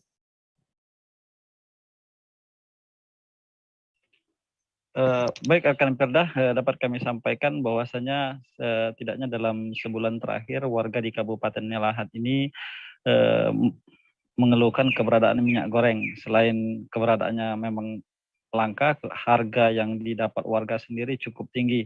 Bahkan dalam sepekan terakhir harga minyak goreng yang dijual oleh toko-toko atau warung-warung mencapai hingga Rp20.000. Harga ini tentu jauh di atas harga head yang hanya Rp14.000. Menindaklanjuti keresahan warga sendiri, Bupati Lahat dalam hal ini Ci Ujang SH bersama jajaran melakukan sidak ke beberapa distributor besar yang ada di Kota Lahat untuk melihat secara langsung apakah memang minyak goreng ini terjadi penimbunan atau memang tidak ada sama sekali. Dari hasil sidak yang dilakukan oleh pemerintah daerah bahwasanya memang karena Kabupaten Lahat sendiri masih sangat tergantung dengan distributor besar yang ada di Kota Palembang, sehingga keberadaan minyak goreng di Lahat sangat tergantung dengan pengiriman atau suplai dari Kota Palembang. Nah, makanya terjadi kelangkaan minyak goreng yang ada di Kabupaten Lahat beberapa pekan terakhir. Nah, kemudian untuk menekan kecurangan harga atau supaya tidak dimanfaatkan oleh oknum yang tidak bertanggung jawab, pemerintah daerah sendiri melakukan operasi pasar dengan menyediakan sekitar 7.500 liter minyak goreng, dan itu langsung dijual dengan harga Rp14.000. Operasi pasar yang dilakukan Pemkab Lahat ini sangat efektif karena baru sebentar dilakukan sudah ludes, karena memang animo masyarakat untuk mencari minyak goreng dalam beberapa pekan terakhir ini sangat meningkat. Warga sendiri dijatai hanya 2 liter dalam satu orangnya, sehingga tidak terjadi penimbunan kembali, Perda. Demikian, Perda, dapat kami sampaikan dari Kabupaten Lahat, Sumatera Selatan. Ya, baik. Terima kasih rekan jurnalis dari Sriwijaya Post, Edi, atas laporannya. Dan tadi Tribuners, Edi juga sudah menghimpun keterangan dari Bupati Lahat, C. Ujang. Berikut liputannya untuk Anda. Kemarin kita cek lapangan, kita sidak, ternyata di gudang-gudang termasuk di Sepaka, termasuk di Bintang Terang, termasuk yang di Pagar Agung itu ternyata kosong. Di Alfamart, Indomart juga kosong. Tapi ternyata informasi dari Kepala Dinas ada yang berjalan dari Palembang datang ke Lahat itu 5.000 liter. Dari kemarin mulai hari ini terus kita minta ke distributor Palembang untuk memenuhi kotak itu di sini. Jadi alhamdulillah hari ini kita bisa untuk operasi pasar dengan harga standar supaya. Tribuners, kita akan jeda sejenak, tetaplah di live update. Oke, apa kabar Bang Arief di sini untuk strateginya? Kalau saya sendiri di Jumip 37 ini yang semalam baru mulai, saya udah sebenarnya aku nggak ngerasain penangkapan atau penggerebegan atau apapun itu, karena gini loh, posisinya aku kriteria. Jadi kita mengenal disebut dengan stroke yang tidak berdarah dengan stroke yang berdarah. Stroke yang tidak berdarah itu biasanya ditandai dengan adanya penyumbatan. Kalau itu terjadi di sini mungkin pikirnya tidak ke situ kali ya, tapi kalau di Korea atau di Kamboja itu ada beberapa paper yang saya itu Mas, ya, dulunya tukang koran. Oh gitu ya. Tukang koran. Ya, saya baca itu, Pak. Tuh kan pernah baca kan? Ya. Jadi kalau saya jadi tanggam itu udah bersyukur banget. Si anak ini dijadikan sebagai tersangka begitu. Ya, kalau ini kita bicara yang di luar kasus Sebongombo ya. Dikenal dengan nama hujan shower, di mana terdapat batas jelas antara daerah hujan dan tidak hujan yang biasanya terjadi pada fase awal mature stage atau tahap berbahaya basah. itu Kang. Jadi mulai artinya terjadinya perlembekan. Nah itu untuk penetrasi akan sulit. Gitu ya. Dok, saya ini menurut saya memang tidak mudah, bukan urusan tanah diambil. Kalau misalnya Amerika Serikat sekarang, Rasulullah mengatakan dalam sebuah hadis bahwa berpuasa di 6 hari Syawal itu. Oke, apa kabar Bang Arief di sini untuk strateginya? Kalau saya sendiri di Jumip 37 ini yang semalam baru mulai, saya udah sebenarnya aku nggak ngerasain penangkapan atau penggerebegan atau apapun itu, karena gini loh, posisinya aku kriteria. Jadi kita mengenal disebut dengan stroke yang tidak berdarah dengan stroke yang berdarah. Stroke yang tidak berdarah itu biasanya ditandai dengan adanya penyumbatan. Kalau itu terjadi di sini mungkin pikirnya tidak ke situ kali ya, tapi kalau di Korea atau di Kamboja itu ada beberapa paper yang saya itu Mas, ya, dulunya tukang koran. Oh gitu ya. Tukang koran. Ya, saya baca itu, Pak. Tuh kan pernah baca kan? Ya. Jadi kalau saya jadi tanggam itu udah bersyukur banget. Si anak ini dijadikan sebagai tersangka begitu.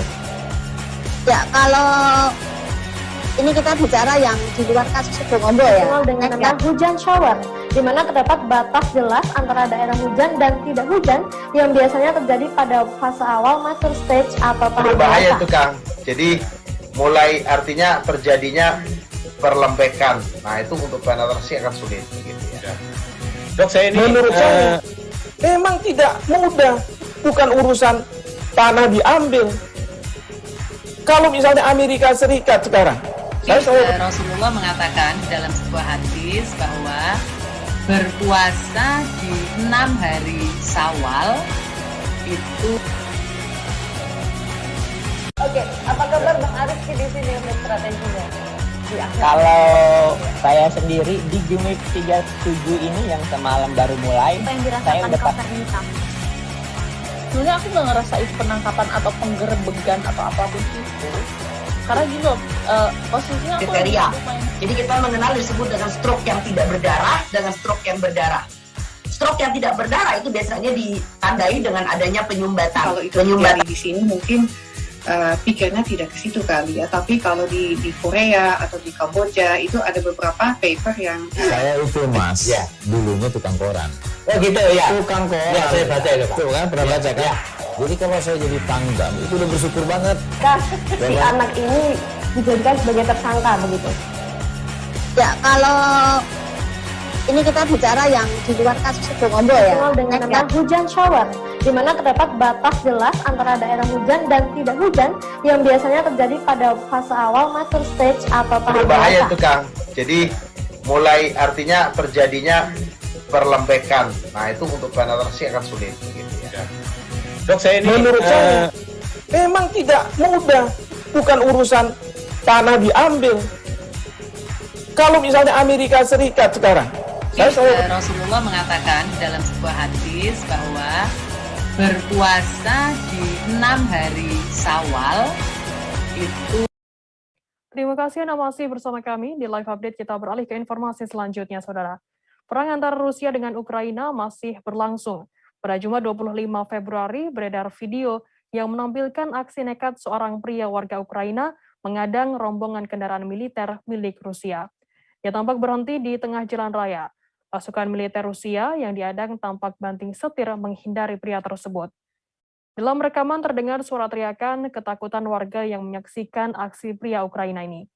Warga Ukraina lainnya juga berupaya mengadang sebuah tank milik Rusia. Dalam video dari YouTube Guardian News, pria Ukraina tak bersenjata menghadapi tentara Rusia. Ia tampak naik ke bagian depan tank, berusaha mengadangnya.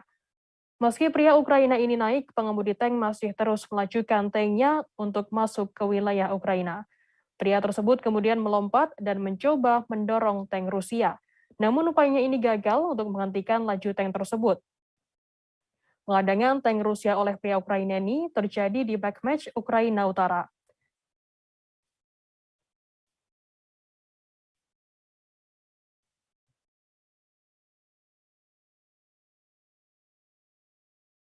Kita beralih ke informasi selanjutnya, Saudara. Kepala Dinas Penerangan Angkatan Laut Laksamana Pertama TNI Julius Wijoyono mengatakan akan menyelidiki kasus viralnya penolakan pasien 10 tahun di Rumah Sakit Angkatan Laut Lantamal 11 Merauke hingga mengakibatkan pasien tersebut meninggal dunia. Julius menegaskan pihaknya akan menjatuhkan sanksi apabila ada kelalaian yang dilakukan oleh petugas RSAL. Ia memastikan tidak akan ada prajurit yang lolos dari hukuman.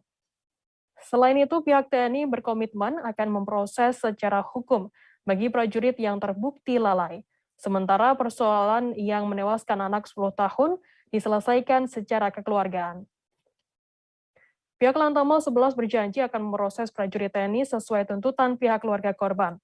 Diketahui bocah bernama Adriana Mahuse 10 tahun ditolak saat dibawa ke Rumah Sakit Angkatan Laut Lantamal 11 Merauke, di mana dari penolakan tersebut mengakibatkan kekecewaan pihak keluarga atas penanganan RSAL Lantamal 11 sebab mengakibatkan pasien meninggal dunia. Kini jenazah dari Adriana sudah dimakamkan di TPU Tanah Miring yang dihadiri oleh Karumkit Lantamal 11 Letkol Laut Dr. Dean Nursito, Opsla Dayon Marinir, dan perwakilan anggota Lantamal 11. Berikut akan kami tampilkan wawancara dari Karumkit Lantamal 11 Letkol Laut Dr. Dean Nursito. Keluarga pasien dan kami sudah siap menyatakan bahwa ini memang akan kami bertanggung jawab sepenuhnya dan ada proses selanjutnya, termasuk yang intinya dengan kejadian seperti itu dengan sistematik namanya dengan internal kita dan pasti sudah dimonitor oleh pihak keluarga. Jadi proses akan tetap berlanjut dengan gayat lah istilahnya, itu tetap dari pihak keluarga kita undang untuk biar betul-betul prosesnya terbuka. Jadi memang sekali lagi kami sampaikan hal ini merupakan masukan yang sangat berarti bagi kami untuk perbaikan pelayanan, dan yang utamanya kami mohon maaf atas ketidaknyamanan peristiwa semalam, dan ini akan kami laksanakan dengan proses-proses selanjutnya, termasuk yang tadi saya bilang adalah sidang kode etik, dan yang pasti kami pasti bertanggung jawab, apalagi dengan pihak keluarga. Silakan Pak. Artinya yang itu nanti kita dari sidang etiknya itu termasuk kan itu ada pandangan mengenai gejala segala macam kayak gini, nanti ada sidang etik masalah dari keluarga dalam pemeriksaan dari etik komisi dan sama SOC. Nanti kita sampaikan. Nanti yang di kode etik nanti itu yang petugas yang pada saat bertugas atau betul. Semua iya. Semua ya. Itu nanti kronologis ada sidang etik, kemudian ada proses dari dinas kami dari Lantamal. Saya boleh tahu standar pelayanan rumah sakit AL itu seperti apa sih, sehingga artinya kita boleh tahu sih. Kalau dibilang standar SOP-nya mungkin sama ya semuanya. Jadi memang tidak ada penolakan. Jadi memang mungkin hanya karena keterbatasan kita di sini tidak ada dokter anak tadi. Jadi istilahnya seolah-olah langsung ya, walaupun nanti kita di sidang etikanya memang apakah. Tinutuan populer dengan sebutan bubur Manado merupakan makanan khas masyarakat Sulawesi Utara. Terbuat dari aneka sayur mayur dan bubur yang dimasak terlebih dahulu. Ada pula buah seperti labu atau sambiki yang menjadi bagian dari tinutuan atau bubur Manado ini. Menikmati kuliner yang satu ini oleh hampir sebagian besar masyarakat Manado dan sekitarnya dilakukan setiap pagi hari sebagai makanan sarapan. Saat cuaca hujan atau pasca hujan, hingga kerap disebut sebagai menu pencuci perut. Informasi lebih lengkapnya akan disampaikan oleh rekan jurnalis kami dari Tribun Manado, ada Christian Wayongkir yang akan melaporkannya. Silakan Christian, laporan Anda.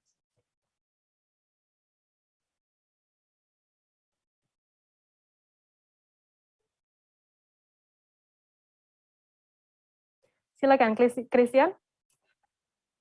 Ya, baik, terima kasih Firda dan Tribun News dimanapun Anda berada. Dapat kami laporkan bahwa satu di antara makanan khas Manado, Provinsi Sulawesi Utara adalah tinutuan atau kerap disebut oleh masyarakat bubur Manado. Makanan ini atau menu ini terbuat dari aneka sayur mayur dan bubur yang dimasak dipadukan dengan mie ataupun tidak memakai mie. Nah, makanan ini bisa dijumpai hampir di seluruh pelosok Kota Bitung maupun Kota Manado, Sulawesi Utara. Dan banyak warung-warung atau tempat makan yang menyajikan tinutuan atau bubur Manado ini. Seperti dalam tayangan yang Anda saksikan, kami mereview keberadaan menu tinutuan yang ada di warung Buti, Ibu Titik atau Buti yang ada di Kelurahan Girian Bawah, Kecamatan Girian, Kota Bitung, Sulawesi Utara. Nah, di lokasi itu sangat ramai dan banyak sekali pengunjung yang makan tinutuan maupun menu-menu lainnya. Seperti ceker ayam, ada juga ayam lalapan, ada juga nasi goreng, dan aneka jus dan aneka es. Nah, Tribuners, bagi Anda yang mau menikmati tinutuan, tidak lengkap kalau tidak dipadukan dengan aneka gorengan seperti tahu isi, tahu goreng, tahu rebus, gorengan seperti nike, ikan nike itu sebutannya, kemudian perkedel milu atau perkedel jagung, dan minuman bisa dipilih sesuai dengan selera, bisa nutrisari dingin, nutrisari hangat atau panas, es teh manis panas atau teh manis hangat, dan aneka air minum lainnya. Dan Tribuners juga ketika akan mencicipi menu favorit di Kota Manado ini, yaitu tinutuan atau bubur Manado, harus dicampur dengan beberapa jenis sambal atau cabai, atau bahasa Manado bilang rica ya. Ada rica sambal goreng, sambal terasi, dan sambal roa. Firda dan Tribun News, menu tinutuan atau bubur Manado ini di beberapa warung dibanderol dengan harga yang terjangkau. Kemudian biasanya atau pada umumnya masyarakat Manado, Sulawesi Utara atau Kota Bitung mencicipinya setiap pagi hari. Ini kerap dijadikan sebagai menu sarapan sebelum melakukan aktivitas maupun oleh masyarakat di beberapa desa atau di beberapa kampung kerap menyebut ketika kita mengkonsumsi tinutu atau bubur Manado, ibaratnya kita mencuci perut pasca merayakan hari-hari raya gerejawi atau hari raya keagamaan lainnya seperti Natal, Tahun Baru, di mana pada perayaan-perayaan atau hari-hari perayaan-perayaan acara-acara suka maupun duka, masyarakat Manado kerap mengkonsumsi daging, dan keesokan harinya atau beberapa hari ke depan kemudian sering mencari tinutuan sebagai istilah mencuci perut.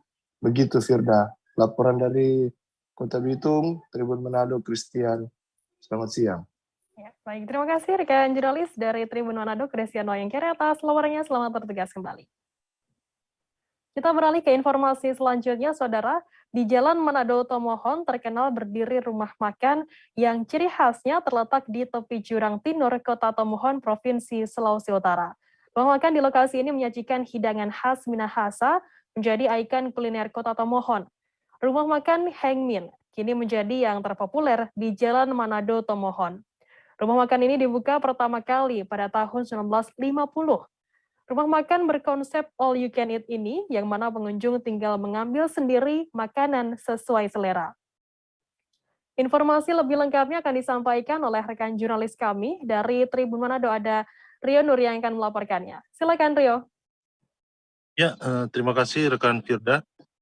Jadi di Jalan Raya tahun ini, jalan yang menghubungkan Kota Manado dan Kota Tomohon Provinsi Sulawesi Utara ini, ada beberapa rumah makan yang dibangun di tepi jurang jalan, karena Jalan Manado Tomohon ini merupakan jalan yang konturnya tebing dan jurang. Tapi rumah makan ini justru sangat populer sejak dulu, bahkan sejak tahun 1920 sudah ada rumah makan yang berdiri di jalur ini. Kemudian salah satu yang paling populer di rumah makan di Jalan Raya Manado Tomohon ini adalah rumah makan Heng Min. Sudah ada sejak tahun 1950. Beberapa kali pindah tempat, kemudian kini sudah telah menetap di tempat yang ada saat ini. Di Heng Min ini menyajikan makanan kuliner khas Minahasa. Jadi yang disajikan itu ada baik makanan yang halal dan non halal. Karena halal misalnya ayam, ada sayuran, ada ikan. Kemudian yang non halal itu memang makanan khas Minahasa, memang banyak juga yang non halal, misalnya tino rangsak, babi rica. Kemudian ada juga sup renebon, ada juga sup kerang atau yang sering disebut renga, itu sup kerang yang ada di Danau Tondano. Jadi konsep makan di rumah makan ini memang sedikit berubah.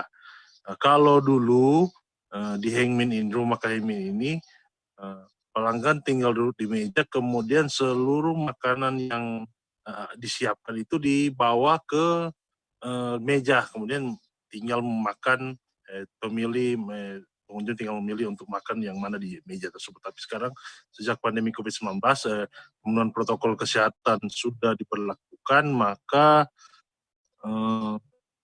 pengunjung datang mengambil sendiri dengan menggunakan protokol kesehatan. Jadi silakan untuk mengambil apapun yang ada yang disajikan di tempat makan ini. Membayarnya cukup dengan harga 30.000 per orang. Di sini tersedia juga sejumlah nasi yang kreasi nasinya, ada nasi biasa, ada nasi campur jagung, ada juga nasi dicampur dengan beras merah. Kemudian tinggal memilih sayur-sayur khas Minahasa, ada yang ditumis, ada acar, ada kemudian ada sup renebon, kemudian mengambil lauk yang sudah disajikan di sini. Memang di rumah makan Heng Min ini memang cukup populer. Ada sejumlah rumah makan sejenis juga yang berada di jalan ini. Yang salah satu keunikannya juga rumah makan di tepi jurang ini ada spot-spot tertentu yang mempunyai pemandangan Kota Manado, karena daerah Tinoro ini berada di ketinggian di dataran tinggi, sedangkan Kota Manado di dataran rendah. Jadi untuk memang selain bisa melihat pemandangan, cuaca juga di rumah makan di daerah Tomon ini juga cukup sejuk, sehingga memang sangat cocok untuk menikmati makan dan berlama-lama bersantai bersama keluarga. Demikian, Mbak Firda.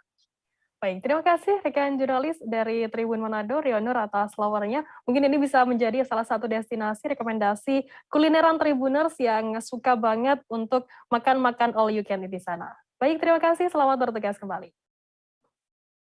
Kita beralih ke informasi selanjutnya, Saudara.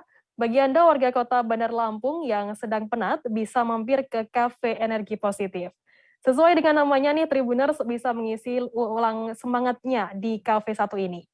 Cafe Energi Positif adalah satu di antara tempat nongkrong yang peduli dengan kesehatan fisik dan mental.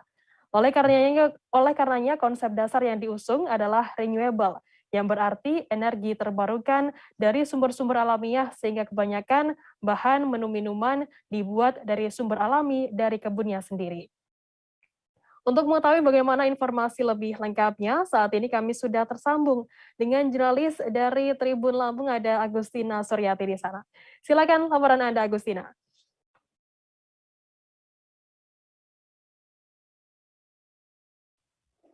Baik, terima kasih rekan Firda.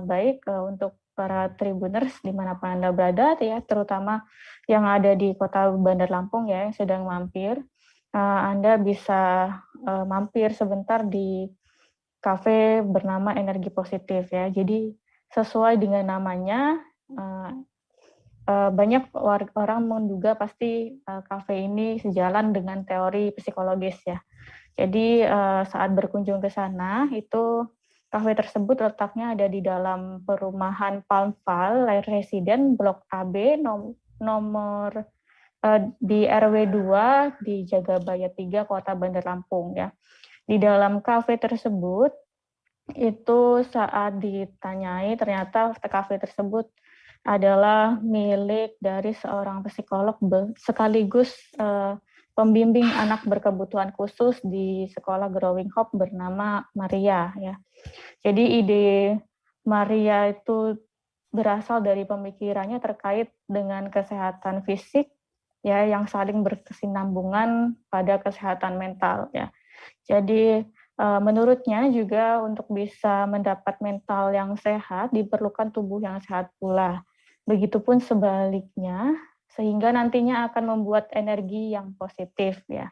Jadi mengapa itu dinamakan Cafe Energi Positif, konsepnya seperti itu. Jadi selain itu, energi positif ini adalah satu di antara tempat nongkrong dengan konsep renewable ya. Renewable itu berarti energi yang terbarukan dari sumber-sumber alamiah. Jadi saat dirasakan situasi di sekitaran kafe Energi Positif begitu sejuk ya, berkat tanaman-tanaman yang tumbuh di sekitarnya dan area dalamnya juga. Tidak hanya itu, tanaman tersebut juga dimanfaatkan untuk dijadikan menu-menu minuman dan juga dicampurkan ke dalam menu makanan ya. Jadi ruangannya juga itu ber-AC, namun AC tersebut yang dikatakan jarang dinyalakan karena memang di dalam energi positif tersebut lebih mengutamakan udara yang masuk alami dari luar. Jadi fasilitas AC hanya dihidupkan pada saat cuaca memang sedang dalam suhu tidak normal atau suhu tinggi ya. Jadi untuk minumannya sendiri di sana itu keunikannya adalah dari minuman herbalnya ya di Cafe Energi Positif ini. Jadi minuman herbal tersebut diantaranya ada teh mint, lalu ada teh rosella, ada teh bunga telang dan rose boy ya. Jadi lalu ada juga variasi menu dari labu kuning ya. Jadi labu kuning di situ dicampurkan ke dalam sebuah latte namanya pumpkin latte. Jadi menu minuman herbal yang terlaris di situ ada teh mint dan juga pumpkin latte. Lalu selain itu di dalam Cafe Energi Positif itu juga terdapat interior-interior yang berasal dari barang yang sudah lama lalu diperbaharui lagi. Jadi menurut sang pemilik itu dimanfaatkan agar nantinya kita dapat mengurangi sampah ya. Jadi tidak nyampah barang yang sudah lama diperbarui ya, supaya nanti tidak terbuang sia-sia. Jadi selain itu di dalam Cafe Energi Positif tersebut juga terpajang beberapa display berupa produk pakaian dan juga kain batik, dan ternyata di produk tersebut dibuat sendiri oleh anak-anak berkebutuhan khusus di sekolah Growing Hope tersebut ya. Jadi anak-anak berkebutuhan khusus tersebut membuat sendiri batiknya, lalu juga kaosnya yang dicelupkan dengan pewarna alami seperti dari kait daun jambu, lalu dan pewarna alami lainnya seperti itu.